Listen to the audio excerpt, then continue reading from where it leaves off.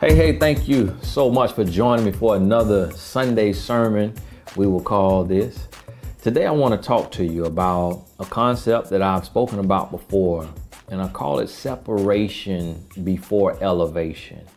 Separation before elevation, and this is so important because when you think about the journey or you think about the climb, you have to realize that you will have to separate yourself from certain people, and that there will be seasons where you will have to be alone, which may mean you and your spouse or you and your child or your children, just your inner circle.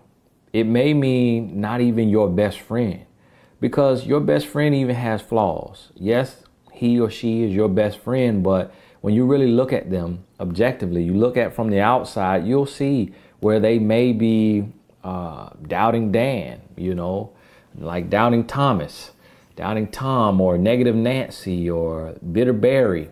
And you'll think of those conversations to where you threw a dream out there, you threw an idea out there that you felt really strongly about in your spirit, and they shut it down. They swatted it out of the air because they are full of fear and they don't want to pursue their dream. So they try to, discourage you from pursuing yours.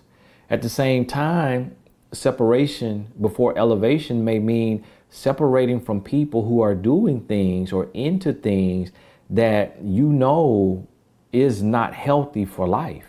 So if you want to stop smoking, if you want to stop drinking, if you want to stop living in fornication or in adultery, you may have to separate yourself from those friends who are doing those things. Because when you look at the long-term effects and you say, if I continue to do what I'm doing, what is going to come of life? Eventually you will get hurt. Eventually you will get exposed. Eventually it will catch up to you and you will be charged a price that you can't afford to pay. So I want you to understand that you may have to separate from the people who are doing the things that you're trying to get away from, that you're trying to, be different, you're trying to grow. And never forget, the story about the eagles and turkeys and how an eagle soars alone. An eagle soars alone and a turkey flocks to its death. There is a turkey on a dinner plate every day, on a lunch sandwich every day. Let me ask you, when have you had a piece of eagle? When have you tasted eagle? In nowhere in the world, even in Africa, where they kill almost every kind of animal on hunting trips, even in Africa, eagles are off limits. You can't kill an eagle anywhere. It's an untouchable bird. But turkey, chickens, can kill them everywhere. So I want you to ask yourself, who are you going to be? Are you going to soar at heights that you become untouchable, or are you going to flock to your destruction?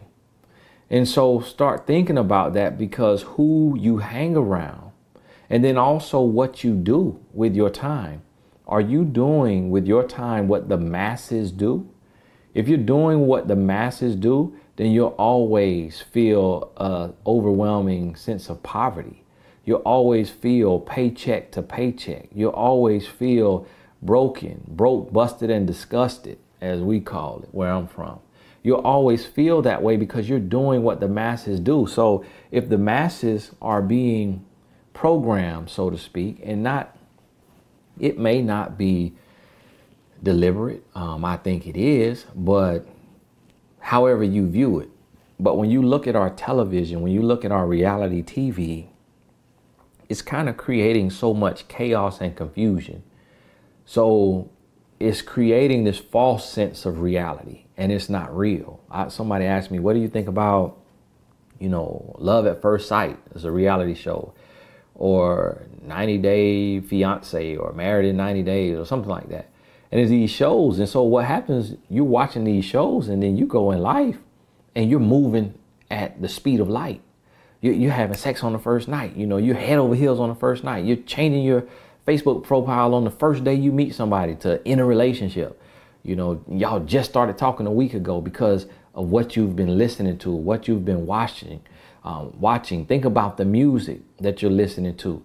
So separation before elevation may come in many different forms, many different aspects of life. It may mean separating from the television or the music. It may mean separating from the lover, the intimate relationship. It may mean separating from the quote unquote friendship, you know, the fake friend. So identify in your life where you are being held back at and what you need to let go. It may mean being separated from habits. So if you have a habit that is hindering you or that could become harmful to you, you know, myself, I was talking to a guy and he was saying he struggled with pornography. And he asked me, have you ever struggled with pornography? And I'm like, no, I've never struggled with pornography. I've never even really watched pornography. But what I did struggle with was the real deal, you know, being promiscuous in real life. So I had to separate from that behavior in order to elevate in my life. I had to change literally in my real life so that I can elevate and be better and be different. So think about this and be very, very mindful and sit down today and write down areas in your life that you struggle. Write down areas of contention. Write down areas of, you know, dissatisfaction. Write down a list of your associates and your friends that you deal with and what they bring to your life. And when you look at these people, really ask yourself, is this person bringing strength or are they bringing stress? Is this person bringing peace or are they bringing pain?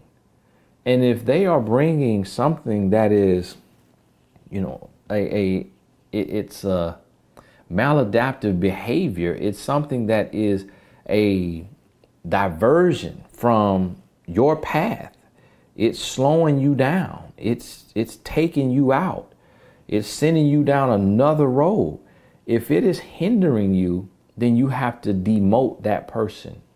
Remember my quote floating around that says, evaluate your life today, then promote, demote, or terminate, because you are the CEO of your life. So understand that and realize that and understand that you will have to go through a season of separation before elevation. Yes, you will need people.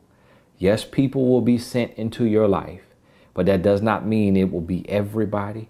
That does not mean it will be a lot of people. It may be one person.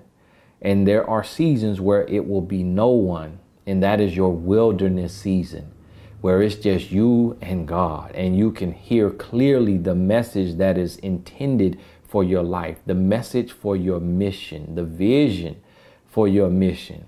So understand that, be okay with that. Do the work, do the interview, meaning looking within, do the interview and be real with the results. Hey, this is Tony Gaskins. Thank you so much for joining me. We'll talk soon.